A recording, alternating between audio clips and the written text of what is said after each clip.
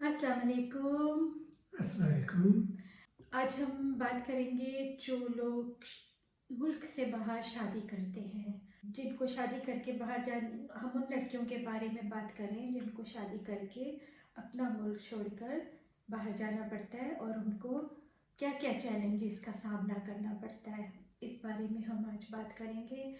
जैसे फ़र्ज़ करें हम फ्रांस में रहते हैं और या फिर कोई जर्मनी में रहता है या फिर कोई स्वीडन में या डेनमार्क में, नॉर्वे में, ऐसे कंट्री में जहाँ पे इंग्लिश फर्स्ट लैंग्वेज नहीं है, एज अ स्पोकन लैंग्वेज नहीं है, तो हमें वहाँ लैंग्वेज का प्रॉब्लम है। पहला बैरियर जो आता है लैंग्वेज का आता है। और जैसे कि फ्रांस का लॉ है कि हमें यहाँ पर पेपर्स जब तक नहीं मिलते हैं, जब तक हम फ्यू आवर्स, जो सर्टेन आवर्स होते हैं, नंबर ऑफ अमाउंट होते हैं उसके आवर्स के, कि आप वो पास करें एग्ज़ाम और उसके बाद आपको परमानेंट पेपर मिलते हैं, तो फिर आप पाकिस्तान जाके अपने माँ बाप से या अपनी फैमिली से मिल सकते हैं। तो ये प्रोसीजर फ्रांस का है। जी। हम चैलेंजेस की बात कर रहे हैं तो सबसे बड़ा चैलेंज ये होता है कि एक अपने मुल्क से छोड़ के आने के बाद एक लड़की को एक ऐसी जगह पे सेटल होना पड़ता है जहाँ ज़बान अपनी नहीं है, लोग अपने नहीं हैं, और जो घर है उसके लोगों को भी वो ज़्यादा नहीं जानती है और उसको सेटल होने में टाइम लगता है। तो सबसे पहले क्या करना चाहिए आपके ख्याल में एज अ हस्बैंड? जो लड़का है जो शादी करके लड़की को लाया है, उसकी क्या ड्यूटी होनी चाहिए सबसे पहले? मेरे ख्याल में सबसे पहले वो लैंग्वेज बैरियर को क्रॉस करना चाहिए। तो वो लड़की को या लड़के को जो भी है उसको ज़बान सीखनी चाहिए। तो इसके लिए इधर फ्रांस में मैं बताऊंगा कि फैसिलिटीज़ हैं। जो म्यूनिसिपैलिटी होती है जहाँ पे रहते हैं वो उधर क्लासेस देते हैं कभी कभी, और इतनी वो महंगी नहीं होती। हाँ। ये पहला म्यूनिसिपैलिटी की सबसे सस्ती होती है, मतलब क्लासेस ना बहुत ही हो, क्योंकि उनको एक ज़रूरी होता है पास करना पेपर्स के लिए, तो वो म्यूनिसिपैलिटी जो है वो एक ऑफ़र करती है उनको। बिल्कुल।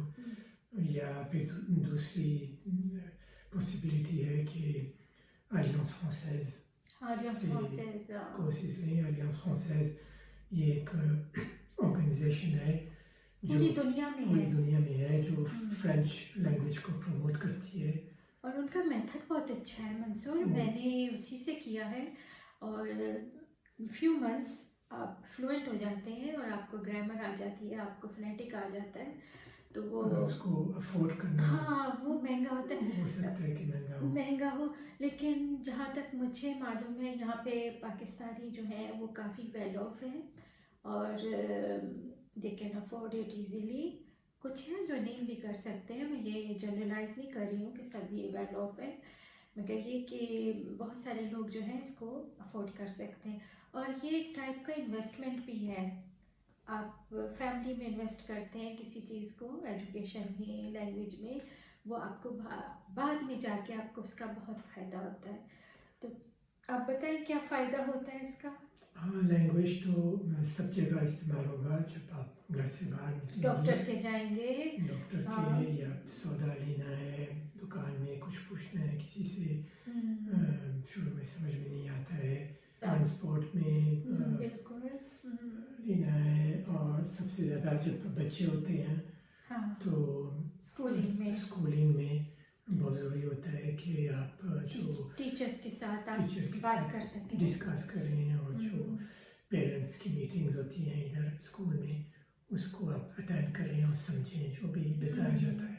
हाँ, ज़्यादातर तो ये होता है ना कि जो हस्बैंड्स होते हैं वो अपने काम पे होते हैं और मदर्स जो हैं वो स्कूलिंग करती हैं बच्चों की, तो ये एक तरह की इन्वेस्टमेंट, मेरा मतलब यही था कि फैमिली में ये चीज़ इन्वेस्टमेंट के तौर पे करनी चाहिए कि माँ को एक तो लैंग्वेज आनी चाहिए, और अगर ड्राइविंग आ जाए तो और भी अच्छा है, आपके लिए ज़्यादा बेहतर होता है।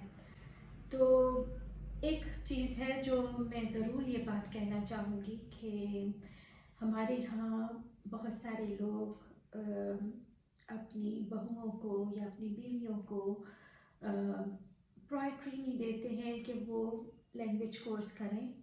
جی ہوتا ہے ایسا، اور بہت سارے لوگ ہیں جو نہیں سمجھتے ہیں اس بات کو کہ ان کو کرنا چاہیے، کیونکہ وہ سمجھتے ہیں اس کا کوئی فائدہ نہیں ہے، اور وہ اس سے بھی جان بچاتے ہیں کہ ان کی بیویوں کو وہ پاکستان نہیں لے کے جانا چاہتے ان کی فیملی سے ملانے کو. ایک یہ بھی مسئلہ آتا ہے. تو خرچہ ہے اس میں، مطلب پیسوں کا سب سوچتے ہیں. تو یہ چیز جو ہے نا، یہ مجھے غلط لگتی ہے. صحیح ہے؟ صحیح ہے. اور دوسری بات ہے جو میرے خیال وہ بھی امپورٹنٹ ہے کہ آپ جس ملک کے لوز ہیں اس کو آپ جانیں اور اچھی طرح سے کہ دیکھیں کہ چیزوں کی اجازت نہیں ہوتی ہے، اور اس کو آپ کو پتہ ہونا چاہیے کہ کیسے رولز کیا یہ ہے. کرنا ہے جی باہر. اور گھر میں بھی جو گھر کی ڈیوٹیز ہیں، خاص طور فائنینس کی، وہ آپ کو دونوں کو آنا چاہیے کہ کیسے گھر کو چلاتے ہیں. بالکل. کہاں سے کتنے کا بل گئے ہیں، کتنے کی آپ نے شاپنگ کی ہے، اور کتنے آپ کے بینک میں پیسے بچے ہیں، اور کیا کیا آپ نے مطلب آگے کے پلان ہیں آپ کے نا. تو یہ میاں بیوی دونوں کو پتہ ہونا چاہیے. صرف ایک کا نہیں ہے یہ کام. نہ میاں، بعض جگہ پہ صرف میاں کرتے ہیں اور بعض جگہ صرف بیویاں کرتی ہیں. تو یہ دونوں کو ایک ساتھ کرنا چاہیے. اور خالی فائنینس کے بارے میں نہیں ہے، گھر کے ہر کام کے بارے میں ہے. اگر آپ فارغ ہیں تو آپ بیوی کا ہاتھ بٹا سکتے ہیں اور اس کو مدد کر سکتے ہیں. اس کے لیے ملک کا بیریئر نہیں ہے. آپ کہیں بھی رہتے ہیں، چاہے پاکستان میں بھی رہتے ہیں، آپ کو اس کا ہاتھ بٹانا ہے. تو اسی طرح بیوی کو بھی چاہیے، مطلب دونوں طرف سے ہوتا ہے، خالی یہ نہیں کہ میاں ہی اپنے فرائض پورا کرے. اسی طرح بیوی کو بھی چاہیے کہ جو اس کی طرف نکلتے ہیں. اس کا ایک وجہ ہے کہ اگر ایک میں سے وہ بیمار ہو یا کچھ ہو جائے تو دوسرا کام کر سکے سارے گھر. ہاں، خاص طور پہ فائنینس کا بھی اور یہ گھر کے کاموں کا بھی. اگر بیوی بیمار ہو گئی ہے اور آپ ادھر اکیلے ہیں اور آپ کا کوئی اور نہیں ہے تو پھر کون کرے گا یہ سب کام؟ آپ کو تو کچھ آتا نہیں ہے. تو اس لیے آپ ساتھ ساتھ کریں گے تو آپ کو معلوم ہوگا. بس فیملی جو ہیں وہ رہتی ہیں ساتھ، مطلب خالی میاں بیوی نہیں ہوتے، ان کے ساتھ ان کے بہن بھائی ماں باپ بھی ہوتے ہیں.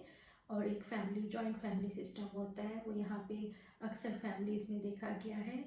تو ایک تو یہ مشکل ہو جاتی ہے کہ جب کوئی لڑکی آتی ہے کہیں سے تو اس کو وہ اپنے گھر کے قانون اور اس پہ چلانا چاہتے ہیں. وہ پہلے ہی سب کچھ چھوڑ کے کافی ہوتی ہے، اور اوپر سے آپ اس کے اوپر یہ سب لاد دیتے ہیں. تو یہ ذرا مشکل ہو جاتا ہے. تو اس کو ذرا آسانی دینے کے لیے اس کی مدد کیجیے. اس کو خاص طور پہ کلاسز لینے کے لیے اس میں انٹرسٹ لیجیے کہ اس کی کلاسز کے جو آورس ہیں وہ پورے ہو جائیں اور وہ اپنی اس کے پیپرز بن جائیں اور اس کی زندگی آسان ہو جائے، اور وہ اپنے طور پہ اگر کچھ کرنا چاہتی ہے، آگے بڑھنا چاہتی ہے تو اس کو مدد کریں. یہ ایک چھوٹا سا ویڈیو تھا جس میں ہم نے پوائنٹ آؤٹ کیا ہے کہ سب سے بڑا چیلنج ایسے ملک میں آ کے جہاں پہ لینگویج بیریئر ہوتا ہے، لڑکیوں کو کیا فیس کرنا پڑتا ہے، اور خاص طور پہ سسرال کا جو ماحول ہوتا ہے وہ کیسا ہوتا ہے. تو ہم سب کو چاہیے کہ ہم اپنے بچوں کو اور ان کی جو آنے والی نسل ہے ان کو جو ہے ہم مدد کریں. یہی ہے کہ اپنی زندگی اپنے ہاتھ میں لو اور آگے بڑھو.